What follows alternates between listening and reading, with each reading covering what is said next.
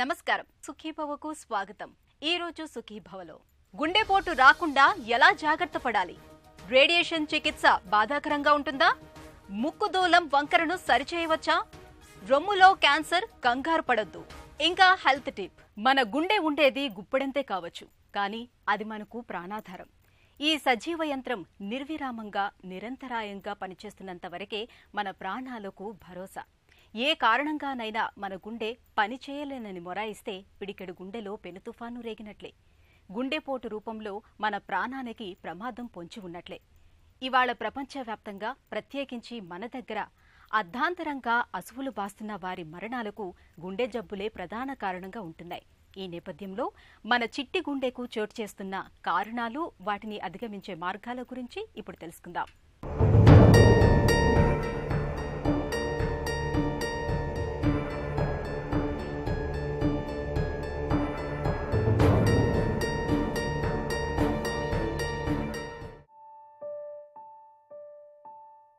గతంలో గుండెపోటు 50 ఏళ్లు దాటిన వారికి మాత్రమే వస్తుందనుకునేవాళ్ళు। అది నిజమే, కానీ ఇప్పుడు పరిస్థితి మారింది। ఇటీవలి పరిస్థితులు చూస్తుంటే వృద్ధులకే గుండెపోటు వస్తుందనే నమ్మకం పూర్తిగా సడలిపోతోంది। యుక్త వయసులో కూడా గుండెపోటు రావచ్చనే నిదర్శనాలు నిత్యం కనిపిస్తూనే ఉన్నాయి। వయసుతో సంబంధం లేకుండా గుండె జబ్బుల బారిన పడుతున్న కేసులు ప్రస్తుతం విపరీతంగా పెరిగిపోతున్నాయి। 30 ఏళ్లకే గుండెపోటు వస్తోంది। గుండెపోటు విషయంలో ప్రస్తుతం అన్ని అంచనాలు తారుమారవుతున్నాయి। గుండె జబ్బుల గురించి ఇటీవలి అనుభవాలు, ఘటనలు పాత అభిప్రాయాల్ని మార్చేస్తున్నాయి। చిన్న వయసులోనే గుండె జబ్బులు రావటం, అది గుండెపోటుకు దారితీయటం ఇటీవల కాలంలో పెరిగిపోతూనే ఉంది। మన దేశంలో ప్రజల జీవనశైలే దీనికి ప్రధాన కారణం। నూనెలు, కొవ్వులు ఉండే ఆహార పదార్థాల వాడకం పెరగటం, శరీరానికి సరైన వ్యాయామం లేకపోవడం వల్ల గుండె సంబంధ మరణాలు పెరుగుతున్నాయి। హార్ట్ డిసీజ్ చాలా కామన్గా చూస్తున్నాం। ఇన్ఫ్యాక్ట్ యంగ్ పిల్లల్లో కూడా, పేషెంట్స్లో కూడా, అంటే అబౌట్ ఏజ్ ఆఫ్ ఎర్లీ 20స్లో కూడా హార్ట్ డిసీజ్ అనేది చూస్తున్నాం। సో దీనికి కారణాలు ఏంటి అని కనుక మనం చూసుకుంటే ముఖ్యంగా జెనెటిక్ కారణాలు ఒకటి, దెన్ లైఫ్ స్టైల్, అంటే సెడెంటరీ లైఫ్ స్టైల్ అవ్వటం, ఎక్సర్సైజ్ లేకపోవటం, బాగా హై క్యాలరీ ఫుడ్ తీసుకోవటం, స్మోకింగ్, ఆల్కహాల్, వీటి హ్యాబిట్స్ యొక్క ఉధృతి ఎక్కువ ఉండటం। సో వీటి వల్ల ఏమవుతుందంటే ఈ జెనెటిక్స్ ఇవి కంబైన్ అయ్యి ఇన్ఫ్యాక్ట్ రిస్క్ చాలా ఎక్స్పోనెన్షియల్గా పెరుగుతుంది ఒక సగటు ఇండియన్కి। సో దీనికి ఏం చేయొచ్చు మనం అంటే హార్ట్ డిసీజ్ ప్రివెన్షన్ ఎలా పాసిబుల్ అంటే ఇన్ఫ్యాక్ట్ స్మోకింగ్ కంప్లీట్గా ఆపేయటం అనేది చాలా ఇంపార్టెంట్। అలాగే స్మోకింగ్ చేసే వాళ్ళలో హార్ట్ అటాక్ వల్ల అంటే ఆల్ 3 బ్లాక్స్, అంటే 3 మేజర్ ఆర్టరీస్ ఉంటాయి హార్ట్లో, మూడిట్లోని బ్లాక్స్ ఉండే ఛాన్స్ ఎక్కువ। అలాగే ఒకసారి హార్ట్ అటాక్ వస్తే వాళ్ళు చనిపోవడానికి కూడా ఛాన్స్ కూడా చాలా ఎక్కువ। సో స్మోకింగ్ అనేది కంప్లీట్గా ఆపేయటం అనేది ముఖ్యం। అలాగే ఆల్కహాల్ యూజ్ కూడా, ఇన్ఫ్యాక్ట్ చాలామంది ఆల్కహాల్ తీసుకుంటే హార్ట్ డిసీజ్కి ప్రొటెక్ట్ చేస్తుంది, ప్రివెంట్ చేస్తుందనే ఒక అపోహలో ఉంటున్నారు। ఇన్ఫ్యాక్ట్ ఇండియన్స్లో అది ప్రూవ్ అవ్వలేదు। సో ఇన్ఫ్యాక్ట్ రోజుకు ఒక పెగ్ తీసుకోవడం వల్ల హార్ట్ అటాక్ వచ్చే ఇది తగ్గుతుంది అనుకోవడం ఖచ్చితంగా అపోహ। ఈవెన్ 1 పెగ్ కూడా ఖచ్చితంగా హార్ట్ డిసీజ్ ఇన్సిడెన్స్ని పెంచుతుంది అని ప్రూవ్ అయింది। సో ఇండియన్స్కి especially very important smoking and alcohol, ఇవి ఆపేయటం అనేది చాలా ఇంపార్టెంట్।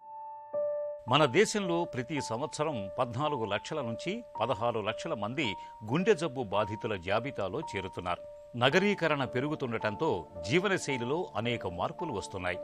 కాలంతో పాటు మన ఆహార వ్యవహారాల్లో, జీవన విధానంలో ఎన్నో మార్పులు చోటు చేసుకుంటున్నాయి। వేళకు తిండి, నిద్ర కరువయ్యాయి, శారీరక శ్రమ తగ్గి మానసిక ఒత్తిడి పెరిగింది, మద్యం, ధూమపానం లాంటి వ్యసనాలు పెరిగాయి। వీటన్నిటి ఫలితంగా శరీరం ఒడిదుడుకులకు గురవుతూ క్రమేపీ ఆరోగ్యాన్ని కాపాడే రోగ నిరోధక వ్యవస్థ నిర్వీర్యమైపోతోంది। ఈ పరిస్థితి గుండె జబ్బులకు దారితీస్తోంది। చిన్న వయసులో గుండె జబ్బులు రావటానికి ప్రధాన కారణం రక్తపోటు, డయాబెటీస్, ధూమపానం, చెడు కొలెస్ట్రాల్ ఎక్కువగా ఉండే ఆహారాన్ని తీసుకోవటం, దీంతో పాటు కొవ్వు ఎక్కువగా ఉండే పదార్థాల వాడకం కూడా పెరుగుతోంది। ఇలాంటి కారణాల వల్లనే చాలా మంది చిన్న వయసులో స్థూలకాయం బారిన పడుతున్నారు। పనుల ఒత్తిడి, నిద్ర వ్యవధి తగ్గటం లాంటి కారణాల వల్ల గుండె జబ్బుల బారిన పడుతున్న వారి సంఖ్య పెరుగుతోంది। నేటి కంప్యూటర్ ఉద్యోగాలలో భాగంగా ఎక్కువగా శారీరక శ్రమ లేకపోవటం వల్ల దేహానికి తగినంత వ్యాయామం ఉండటం లేదు। దీంతో గుండె సంబంధిత సమస్యలు, గుండెపోటు వంటి సమస్యలు కూడా ఎదుర్కోవలసి వస్తోంది। హెచ్ఎస్సిఆర్పి ఇలా కొన్ని మార్కర్స్ ఉన్నాయి, అంటే హార్ట్ డిసీజ్ యొక్క మార్కర్స్. లిపిడ్ ప్రొఫైల్ అవ్వచ్చు, షుగర్ వచ్చే రిస్క్ ఉందా లేదా, అంటే షుగర్ రాకపోవచ్చు బట్ హెచ్బిఏవన్సి అనే టెస్ట్ ద్వారా వీళ్ళు ప్రీ డయాబెటిక్ స్టేజ్లో ఉన్నారా, అంటే 5.8 to 6.5 స్టేజ్లో ఉన్నారా. ఒకవేళ ప్రీ డయాబెటిక్ స్టేజ్లో ఉంటే వీళ్ళని నాన్ డయాబెటిక్స్ లాగా మార్చాల్సిన అవసరం కూడా ఉంది. దానికి కూడా లైఫ్ స్టైల్ అంటే ఇంటెన్స్ డైట్ అండ్ ఎక్సర్సైజ్ చాలా ఇంపార్టెంట్. సో ఇలా మన రిస్క్ క్యాలిక్యులేటర్స్ ఉన్నాయి. ఇన్ఫ్యాక్ట్ ఆన్లైన్ చాలా హార్ట్ డిసీజ్ రిస్క్ క్యాలిక్యులేటర్స్ ఉన్నాయి. వీటి ద్వారా మనం ఈ హార్ట్ అటాక్ రిస్క్లో ఎక్కడ ఉన్నాం, ఈ స్పెక్ట్రంలో మధ్యలో ఉన్నామా, తీవ్రమైన రిస్క్లో ఉన్నామా, సివియర్లో ఉన్నామా, మైల్డ్లో ఉన్నామా అనేది మనం తెలుసుకోవాల్సిన అవసరం చాలా ఉంది. ఎందుకంటే మనం మధ్యలో ఉన్న సివియర్లో ఉన్న మందులు వాడాల్సిన అవసరం కూడా ఉంది. ఎందుకంటే ఎల్డిఎల్ అంటే ఒక రకమైన కొలెస్ట్రాల్, ఎల్డిఎల్ కొలెస్ట్రాల్ గోల్స్ మారుతున్నాయి. ఇన్ఫ్యాక్ట్ 130 ఉండేది ఇంతకుముందు, ఇప్పుడు 100 చేశారు. ఇన్ఫ్యాక్ట్ డయాబెటీస్ కానీ యాంజైనా ఈక్వలెంట్, అంటే ఒకవేళ హార్ట్ అటాక్ వచ్చే రిస్క్ పెంచే విధంగా కనుక రిస్క్ ఉంటే 70 కంటే తక్కువ ఎల్డిఎల్ ఉండాలని గోల్ రికమెండేషన్ ఉంది. ఒక్కసారి హార్ట్ అటాక్ వస్తే ఇన్ఫ్యాక్ట్ దాన్ని 50 కంటే తక్కువ, ఆర్ ఇన్ఫ్యాక్ట్ 2 సార్లు వస్తే 30 కంటే తక్కువ ఎల్డిఎల్ ఉండాలని కొత్త గైడ్లైన్స్ వచ్చాయి. సో దీన్ని బట్టి చూస్తుంటే ఇన్ఫ్యాక్ట్ లిపిడ్ ప్రొఫైల్ అంటే ఫ్యూచర్లో వచ్చే హార్ట్ అటాక్ రిస్క్ని మనం అంటే ముందే కనుక ఎల్డిఎల్ కొలెస్ట్రాల్ని తగ్గించుకోగలిగితే మనం ఫ్యూచర్లో హార్ట్ డిసీజ్ వచ్చే ఛాన్స్ని మనం ఖచ్చితంగా తగ్గించుకోవచ్చు. అలాగే మంచి నిద్ర చాలా ఇంపార్టెంట్. ఎక్సర్సైజ్ చేసుకుంటూ షుగర్ వచ్చే రిస్క్ ఉందా లేదా, అంటే ప్రీ డయాబెటిక్ని నాన్ డయాబెటిక్ ఈ విధంగా చూసుకుంటూ మనకు ఇఫ్ రిక్వైర్డ్ అంటే వాళ్ళలో లిపిడ్ ప్రొఫైల్ అవ్వచ్చు, హెచ్ఎస్సిఆర్పి అవ్వచ్చు, ఇలా కొన్ని మార్కర్స్ టీఎంటీ అవ్వచ్చు, ట్రెడ్మిల్ టెస్ట్ అవ్వచ్చు, కొరనరీ ఆర్టరీలో ఉన్న కాల్షియం స్కోరింగ్ అవ్వచ్చు, దెన్ సిఏజీ అంటే హార్ట్ యొక్క సిటీ స్కాన్ అవ్వచ్చు.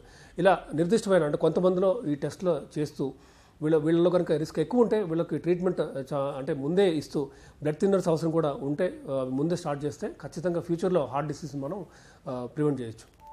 ఎక్కువగా శాకాహారం తీసుకోవటం, నిత్యం 1 గంట వ్యాయామం చేయటం, వేళకు తగినంత నిద్ర ఉండేలా చూసుకోవటం, ఒత్తిళ్లను ఎదుర్కొనేందుకు మంచి హాబీలు, ధ్యానం వంటివి జీవితంలో అంతర్భాగం చేసుకోవటం, ఏటా ఒకసారి గుండె సంబంధ పరీక్షలు చేయించుకోవటం ద్వారా గుండె జబ్బులు, గుండెపోటు రాకుండా జాగ్రత్త పడొచ్చు. Prevention is better than cure అన్న ప్రాథమిక సూత్రం గుండె ఆరోగ్యం విషయంలో 100కి 100 పాళ్లు వర్తిస్తుంది.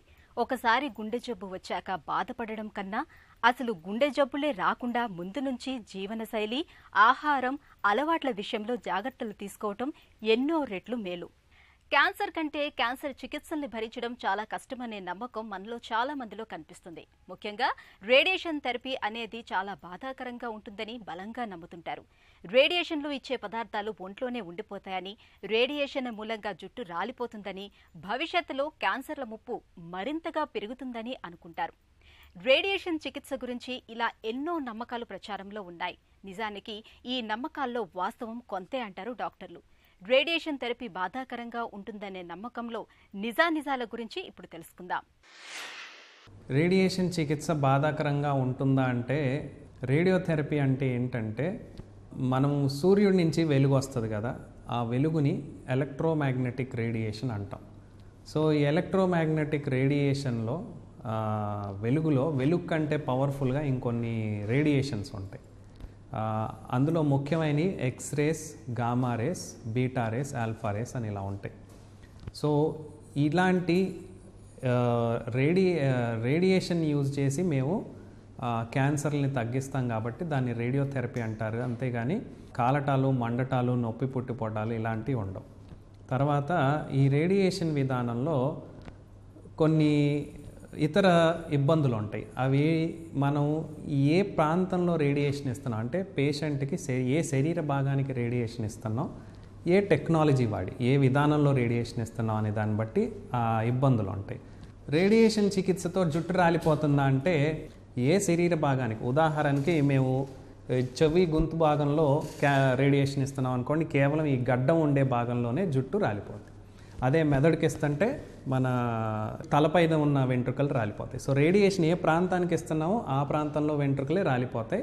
తర్వాత రేడియేషన్ పెట్టడం ఆగిపోయిన తర్వాత, రేడియేషన్ ఇవ్వాల్సిన 2 రోజులు ఇచ్చేసి ఆగిపోయిన తర్వాత ఈ మూల కణాలు ఏవైతే ఉన్నాయో మళ్ళీ జుట్టుని ఉత్పత్తి చేస్తాయి అన్నమాట, పెరగటం స్టార్ట్ అవుతుంది. సో ఆ మూల హెయిర్ ఫాలికల్ నుంచి మన చర్మం పైనకి రావడానికి జుట్టు ఒక 6 నెలలు పడుతుంది. సో 6 నెలల కల్లా మళ్ళీ జుట్టు మొలవటం మనం చూస్తాము. 1 సంవత్సరం లోపు మళ్ళీ జుట్టు నార్మల్గా వచ్చేస్తుంది. జలుబుతో బాధపడుతున్నప్పుడు ముక్కు బిగదీసుకుపోవటం, ఊపిరి సరిగ్గా ఆడకపోవటం మనందరికీ అనుభవమే. అయితే జలుబు లేకున్నప్పటికీ మనలో కొంతమందికి ముక్కు రంధ్రాలు రెండూ బిరడపెట్టినట్లుగా బిగదీసుకున్నట్లుగా ఉంటాయి. దీంతో ఊపిరి తీసుకోవటానికి తరచూ కష్టపడుతూ ఉంటారు. ఈ రకమైన పరిస్థితికి ముక్కు లోపల గోడ వంకరగా ఉండటమే కారణమని చెబుతారు డాక్టర్లు. వైద్య పరిభాషలో డీవియేటెడ్ నాజల్ సెప్టమ్ అని, వాడుకలో డిఎన్ఎస్గా పిలిచే ఈ సమస్య గురించిన పూర్తి వివరాల్ని ఇప్పుడు తెలుసుకుందాం. డీవియేటెడ్ నాజల్ సెప్టమ్ అని అంటే ముక్కు మధ్య గోడ లేదా ముక్కు దూలం అంటారు. ఈ ముక్కు దూలం ఏదో ఒక పక్కకి వంగిపోవడం లేదా ఒక్కొక్కసారి 2 పక్కలకి వంగిపోవడం, దీన్ని డీవియేటెడ్ నాజల్ సెప్టమ్ అని అంటాం. కారణాలు చెప్పుకున్నట్టయితే there are so many factors which influence అనమాట. అంటే కారకాలు ఉంటాయి, కారణం కన్నా కారకాలు అనమాట. It is more common in males than in females. And అన్నిటికన్నా last but that is most widely accepted theory ఏంటంటే బర్త్ మౌల్డింగ్ థియరీ అంటాం. తల్లి గర్భంలో ఉన్నప్పుడు ఇంట్రోయూటరైన్ లైఫ్లో ముక్కు చేతికి కానీ లేకపోతే ముక్కు గర్భాశయం గోడకు కానీ ఒత్తుకుని అలా ఎక్కువ కాలం ఉన్నట్టయితే ఆ వంకర అనబడేది అప్పుడు ఏర్పడిన ఈ షీరింగ్ ఫోర్సెస్ ఎఫెక్టు తర్వాత కూడా కంటిన్యూ అవుతుంది. ఆ కంటిన్యూ అయిన దానివల్ల ముక్కుదూలం వంకర అనబడేది వస్తుంది అనబడేది. But that is most widely accepted theory. DNS ఒకసారి కన్ఫర్మ్ అయిన తర్వాత యూజువల్లీ దీనికి surgical treatment is the ultimate treatment అనమాట. షేప్ని మనం మందులు ద్వారా మార్చలేం. అందుకని దానికి మోస్ట్ కన్జర్వేటివ్ సర్జరీ సెప్టోప్లాస్టీ అంటాం. అలాగా డీవియేటెడ్ నాజల్ సెప్టమ్ ఉన్నా దానివల్ల లక్షణాలు ఉండే ఆ 1-2% ఆఫ్ ద పాపులేషన్కి మాత్రమే ఆపరేషన్ అవసరం అవుతుంది. సిమ్టమ్స్ ఉంటేనే ఆ సిమ్టమ్స్ కూడా అంటే మన క్వాలిటీ ఆఫ్ లైఫ్ని డిస్టర్బ్ చేసే స్థాయిలో ఉండాలి. In the sense mouth breathing, అంటే నోట్లోంచి శ్వాస తీసుకోవాల్సిన అవసరం రావడం, లేకపోతే ఏ పక్కనైతే ఆ కాంటాక్ట్ ఏరియా ఉంటుందో అక్కడ పెయిన్ఫుల్గా ఉండడం, లేకపోతే ముక్కులో అదే పనిగా చెక్కులు కట్టడం, లేకపోతే ముక్కులోంచి అదే పనిగా గొంతు లోపలికి మ్యూకస్ కారడం, ఇలాగ ఏదన్నా మనకి బాగా ఇబ్బంది కలిగించే లక్షణం ఉంటే అప్పుడు తప్పనిసరిగా ఆపరేషన్ ద్వారా దాన్ని సరిచేసుకోవచ్చు. ముక్కుదూలం వంకరగా ఉండి శ్వాస తీసుకోవటం ఇబ్బందిగా ఉన్నప్పుడు సర్జరీ చేయించుకోవటం అన్ని విధాలా మేలు. చిన్నపాటి ఆపరేషన్ చేయటం ద్వారా ముక్కుదూలం వంకరను డాక్టర్లు ఇట్టే సరిచేస్తారు. రొమ్ము క్యాన్సర్ మహిళ ఎదలో పెరిగే ఒక విషపు గడ్డ. నిజానికి రొమ్ముల్లో చాలా వరకు క్యాన్సర్ కణితుల కంటే సాధారణ కొవ్వుగడ్డలే ఎక్కువగా కనిపిస్తూ ఉంటాయి. వీటితో ఎలాంటి ప్రమాదం ఉండదు. అయితే రొమ్ముల్లో నిజంగానే క్యాన్సర్ కణితులు పెరుగుతున్నా పట్టించుకుని అవగాహన రాహిత్యం మన దగ్గర ఎక్కువ. ఏది మామూలు సమస్యో, ఏది క్యాన్సరో, దేన్ని తేలికగా తీసుకోవాలో, దేన్ని తీవ్రంగా తీసుకోవాలో తెలియని అయోమయం అంతటా కనిపిస్తుంది. అందుకే రొమ్ముల్లో చిన్నపాటి గడ్డ తగిలినా క్యాన్సర్ ఏమోనని తల్లడిల్లే వాళ్ళు కొందరైతే నిజంగా క్యాన్సర్ అయినా నిర్లక్ష్యంతో ప్రాణాల మీదకు తెచ్చుకునేవారు మరికొందరు కనిపిస్తారు.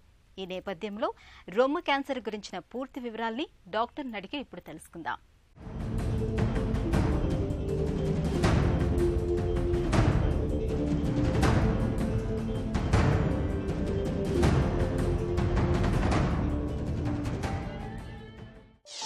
బ్రెస్ట్ క్యాన్సర్ అంటే ఏంటి?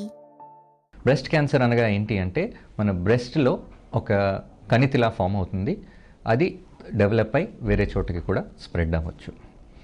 క్యాన్సర్ అంటే ఏమీ లేదు, మన నార్మల్గా ఉండే సెల్స్ వాటి కంట్రోల్, యూజువల్లీ వాటి కంట్రోల్ ఉంది. ఓ స్టేజ్కి వచ్చాక ఆ సెల్స్ లైఫ్ సైకిల్ అయిపోతుంది, డెత్ అయిపోతుంది. కాకపోతే క్యాన్సర్ సెల్స్ అనేవి అవి న్యాచురల్గా మారి కంట్రోల్ లేకుండా గ్రోత్ ఎక్కువ అయ్యి పక్కన ఉండే సెల్స్ అన్నింటినీ కూడా తినేసి కాయల్లా తయారవుతాయి. దాన్ని క్యాన్సర్ అని అంటాం. బ్రెస్ట్ లోపల అలాగ కాయ ఫామ్ అవుతే దాన్ని బ్రెస్ట్ క్యాన్సర్ అని అంటాం. రొమ్ము క్యాన్సర్ అనుమానిత లక్షణాలు ఎలా ఉంటాయి? రొమ్ములో ఎప్పుడైనా ఎక్కడైనా ఓ కణిత కనిపిస్తే ఏ ఏజ్లో కానీ దాన్ని మనం నిర్లక్ష్యం చేయకూడదు. ఇప్పటి కాలంలో 30 ఏళ్లకి 25 ఏళ్ళకి 40 ఏళ్ళకి ఆ చిన్న వయసులో కూడా క్యాన్సర్ కాయలు కనిపెడుతున్నాం. సో ఏ ఏజ్లో అయినా రొమ్ములో ఒక కాయ కనిపించింది అంటే ఆర్ మనకి చేతికి తగిలింది అంటే ఖచ్చితంగా ఒక డాక్టర్కి వెళ్ళి చూపించుకొని అది క్యాన్సర్ అవునా కాదా అని మనం నిర్ధారించుకోవాలి. వేరే సిమ్టమ్స్ ఏముంటాయి అంటే మన నిప్పుల నుంచి ఏమైనా డిశ్చార్జ్ రావచ్చు, నీరులా కానీ వేరే బ్లడ్లా కానీ అలా ఉండవచ్చు. ఇవన్నీ అది చిన్న సైజుగా ఉన్నప్పుడు. ఒక్కోసారి అది పెద్దదైపోయి స్ప్రెడ్ అయిపోయి ఉంటే వాటి సిమ్టమ్స్ కూడా మనకు కనిపిస్తాయి. చెంకలో కాయల్లా ఫామ్ అవుతాయి, లేకపోతే మెడలో కానీ, కడుపులో ఉబ్బసం, నడ్డిలో నొప్పి రావడం, ఆయాసం రావడం, ఇవన్నీ లేట్ స్టేజ్ క్యాన్సర్లు. రొమ్ము క్యాన్సర్ ముప్పు ఎవరికి ఎక్కువ? First and most important risk factor ఏంటంటే ఏజ్. వయసు పెరుగుతున్న కొద్దీ రొమ్ములో క్యాన్సర్ వచ్చే రిస్క్ పెరుగుతూ ఉంటుంది. ఇవి కాకుండా హార్మోనల్ ఫ్యాక్టర్స్ అని అంటాం. హార్మోనల్ ఫ్యాక్టర్స్ అంటే బాడీలో బోల్డ్ రకాల మార్పులు అవుతుంటాయి. లేడీస్లో ఈస్ట్రోజన్, ప్రొజెస్ట్రాన్ అనే హార్మోన్స్ వస్తాయి. వీటి యొక్క మార్పులు ఎలా ఉంటాయో దాన్ని బట్టి బ్రెస్ట్లో క్యాన్సర్ వచ్చే రిస్క్ కనిపెట్టారు. చాలా కామన్గా ఇంకోటి ఏంటి చూస్తున్నామంటే ఎన్వైరన్మెంటల్ ఫ్యాక్టర్స్ అంటాం. అంటే మన చుట్టూ ఉన్న మన లైఫ్ స్టైల్ అలవాట్లు. ఇదేంటంటే అర్బన్ సిటీల్లో ఉండడం వల్ల మనం తెచ్చుకునే హ్యాబిట్స్ వల్ల రిస్క్స్ పెరుగుతున్నాయి. స్మోకింగ్ కానీ, ఎక్సర్సైజ్ లేకపోవడం, ఉబ్బసం, సరైన ఆహారం తినకపోవడం, జంక్ ఫుడ్, ఇవన్నీ వేరియస్ ఫ్యాక్టర్స్, ఇవన్నీ కలిపి స్ట్రెస్, ఇవన్నీ కలిపి బ్రెస్ట్ క్యాన్సర్ యొక్క రిస్క్ చాలా పెంచేశాయి. Last and final important factor ఏంటి జెనెటిక్. జెనెటిక్ ఏంటంటే ఆల్రెడీ ఫ్యామిలీలో వచ్చినట్టు వంశపారంపర్యంగా రావడము, లేదంటే డైరెక్ట్గా జీన్స్లో ఏమైనా మార్పు వచ్చి సడన్ క్యాన్సర్ వచ్చే రిస్క్. చేతి పరీక్షతో రొమ్ములో క్యాన్సర్ ఆనవాళ్ళని పసిగట్టవచ్చా? సెల్ఫ్ బ్రెస్ట్ ఎగ్జామినేషన్ అంటే వాళ్ళ ఓన్ బ్రెస్ట్ వాళ్ళు ఎగ్జామిన్ చేసుకోవడం. ఇది ఇదివరకు ఆన్ వీక్లీ బేసిస్ అని చెప్పేవాళ్ళం. కాకపోతే ముఖ్యంగా మీరు గుర్తుంచుకోవాల్సింది, మీకు ఒక అవగాహన ఉండాలి. మీ బ్రెస్ట్ ఎలా ఉన్నాయి, వాటిల్లో మార్పులు ఎలా ఉన్నాయి. అట్లీస్ట్ నెలకు ఒకసారైనా మీరు ఒక టైం పెట్టుకుని, ఒక 10 నిమిషాలు పెట్టుకుని ప్రాపర్గా ఎగ్జామిన్ చేసుకుని చూస్తే ఏమైనా కాయలు ఉన్నాయి అంటే బయటపడతాయి. అండ్ ఒకవేళ అది క్యాన్సర్ అయితే ఎర్లీగా మీరు డాక్టర్ దగ్గరికి వెళ్ళి ట్రీట్మెంట్ తీసుకుంటారు. అది మీ అంతటి మీరే అద్దం ముందు నించుని, తర్వాత మీ చేతులతోనే ఈ 3 వేళ్లతో ఇలా పెట్టుకుని ఎగ్జామిన్ చేసి చూసుకోవచ్చు. ఎక్కడైనా ఏమైనా కాయ తగిలింది అంటే ఆర్ ఏమైనా మార్పులు మీకు అద్దంలో చూసుకున్నప్పుడు కనిపిస్తే ఖచ్చితంగా ఒక డాక్టర్ని సంప్రదిస్తే అవి టెస్ట్ చేసి, అవసరం ఉంటే మ్యామోగ్రామ్ స్క్రీనింగ్ టెస్ట్ చేసి మనం కనిపెడతాం. రొమ్ము క్యాన్సర్ను ఎలా నిర్ధారిస్తారు? ట్రిపుల్ అసెస్మెంట్ అని చెప్తాం. దానిలో 3 అంశాలు ఉంటాయి. First thing and most important thing examination. Breast specialist ఎవరైతే ఉంటారు, ఇప్పుడు మాలాగా ఆంకాలజిస్ట్ అవ్వచ్చు, కొంతమంది breast cancer specialist or breast diseases స్పెషలిస్టులు ఉంటారు, ఆర్ యువర్ ఓన్ గైనకాలజిస్ట్. వాళ్ళు మీ బ్రెస్ట్ని ఎగ్జామిన్ చేస్తారు. టెస్ట్ చేసి ఒకవేళ కాయ ఉందా, దాని లక్షణాలు ఏంటి, అది క్యాన్సర్ లాగా ఉందా లేదా అని చూస్తారు. Second mammogram. మ్యామోగ్రామ్ అంటే ఈ ఎక్స్రే ప్లస్ అల్ట్రాసౌండ్ కూడా చేసి ఆ కాయ యొక్క లక్షణాలు ఏమిటి, ఎలా ఉంది, ఎంతవరకు ఉంది చూస్తాం. Third important test and confirmatory test is biopsy or N FNAC. అంటే ఏంటంటే ఆ ట్యూమర్ ఆర్ కాయలోంచి ఒక ముక్క తీస్తాం. అది ఎఫ్ఎన్ఏసి అంటే చిన్న సూదిలోంచి తీస్తారు, బయాప్సీ అంటే ఒక పెద్ద పీస్ తీస్తాం. దీని ద్వారా చేస్తే మనకి ఆ ట్యూమర్ యొక్క లక్షణాలు ఏమిటి, అది క్యాన్సరా లేక మామూలు కాయ అని బయటపడుతుంది. రొమ్ము క్యాన్సర్కు చికిత్స ఎలా ఉంటుంది? Usually first stage and second స్టేజ్లో ఆపరేషన్ చేస్తాము. థర్డ్ స్టేజ్లో కీమోథెరపీ ఇచ్చి ఆపరేషన్ చేస్తాం. సర్జరీలో ఇదివరకు మొత్తం రొమ్ము తీసేసేవారు. ఇప్పటి కాలంలో ఓన్లీ పార్షియల్గా తీయడము, ఓన్లీ ఆ భాగంలో ఎక్కడ ఇన్వాల్వ్ అయిందో అది తీయడం చేస్తున్నాము. కీమోథెరపీలో కూడా అడ్వాన్స్ ట్రీట్మెంట్స్ వచ్చాయి, టార్గెటెడ్ థెరపీస్ అని వచ్చాయి. వీటి వల్ల మనము బ్రెస్ట్ క్యాన్సర్ మొత్తం క్యూర్ చేయగలిగిస్తున్నాము. తర్వాత సైడ్ ఎఫెక్ట్స్ కూడా చాలా తక్కువ ఉంటున్నాయి. సో అందరూ వచ్చి ట్రీట్మెంట్ తీసుకుని ఆఫీసులు కూడా వెళ్ళి వాళ్ళ పనులు చేసుకోగలుగుతున్నారు నార్మల్గా. ముఖ్యంగా మనం గుర్తుంచుకోవాల్సింది ఓన్లీ సర్జరీ ట్రీట్మెంట్ కాదు బ్రెస్ట్ క్యాన్సర్కి. సర్జరీతో పాటు chemotherapy, radiotherapy, targeted therapy and hormonal therapy అని 5 ఆస్పెక్ట్స్ ఉన్నాయి. ఇవన్నీ మీ స్టేజ్ ప్రకారం డాక్టర్ చూసి డిసైడ్ చేస్తారు. కంప్లీట్ ట్రీట్మెంట్ తీసుకున్న వాళ్ళందరిలోకి అప్ టు 95 to 98% మనం క్యూర్ చేయగలుగుతున్నాం. రొమ్ము క్యాన్సర్ను నివారించుకోవచ్చా? ఈ స్క్రీనింగ్ ప్రోగ్రామ్స్ అని ఉన్నాయి. అంటే మ్యామోగ్రఫీ. ఈ మ్యామోగ్రామ్ టెస్ట్ అనేది ఏజ్ 40 years తర్వాత మేము అడ్వైస్ చేస్తాం. ఏమీ రిస్క్ ఫ్యాక్టర్స్ లేకపోతే once in 2 years or 3 years చాలు. బట్ రిస్క్ ఫ్యాక్టర్స్ ఏమైనా ఉంటే once every year చేసుకోవడం వల్ల క్యాన్సర్ ఎర్లీ స్టేజ్లో కానీ ఆర్ ప్రీ క్యాన్సర్ స్టేజ్లో కూడా మనం కనిపెట్టగలం. అండ్ ఇప్పుడు చాలామంది గల ట్రీట్ చేస్తున్నాం. Self breast examination. మీ అంతటి మీరే బ్రెస్ట్ ఎగ్జామినేషన్ చేసుకుని మీ బ్రెస్ట్లో ఏమైనా ట్యూమర్స్ ఉన్నాయా మీరు అవేర్గా ఉండి అండ్ ఇమీడియట్గా డాక్టర్స్ని కన్సల్ట్ చేస్తే ఇప్పటి కాలంలో మిల్లీమీటర్ సైజ్ అంటే ఒక బ్రెస్ట్ ట్యూమర్ డెవలప్ అవడానికి 1 సెంటీమీటర్ అవడానికి 1 ఏడాది పడుతుంది. అది 1 నుంచి 2 సెంటీమీటర్లు అవడానికి ఇంకో ఏడాది పడుతుంది. సో ఇంత టైం మనకు ఉంటుంది. ఈ టైం పీరియడ్ కానీ మనం క్యాచ్ చేయగలిగితే అంటే ఆ సెంటీమీటర్ కాయలు మన చేతికి తగలవు. కాకపోతే ఈ మ్యామోగ్రఫీలో కానీ ఎగ్జామినేషన్ చేసినప్పుడు ఏవో చిన్న మార్పులు మనం కనిపెట్టి లెస్ దాన్ సెంటీమీటర్ సైజులో ఉంటాయి. 100% క్యూర్ రేట్ బ్రెస్ట్ క్యాన్సర్లో ఖచ్చితంగా వస్తుంది. రొమ్ము క్యాన్సర్ వస్తే చికిత్స చేయటం తప్పించి అసలు అది రాకుండా ముందు నుంచే మనం చేయగలిగిందేమీ లేదు. కాబట్టి ప్రతి మహిళ తన రొమ్ములపై అవగాహన పెంచుకోవాలి. రొమ్ముల్లో అనుమానిత లక్షణాలు ఏవైనా కనిపిస్తున్నప్పుడు ఆలస్యం చేయకుండా వెంటనే డాక్టర్ని సంప్రదించి బ్రెస్ట్ క్యాన్సర్ నిర్ధారణ పరీక్షల్ని చేయించుకోవాలి. ఒక చిన్న చిట్కా మీకోసం.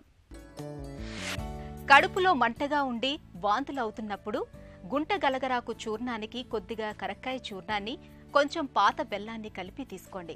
పొట్టలో బాధలు త్వరగా తగ్గుతాయి. సుఖీభవ కార్యక్రమానికి సంబంధించి మీ విలువైన సూచనలు సలహాలను వెంటనే మాకు రాసి పంపించండి. మా చిరునామా Sukhibhava, ETV, Ramoji film city, Hyderabad 501512 లేదా sukhibhava@etv.co.in కు మెయిల్ చేయండి.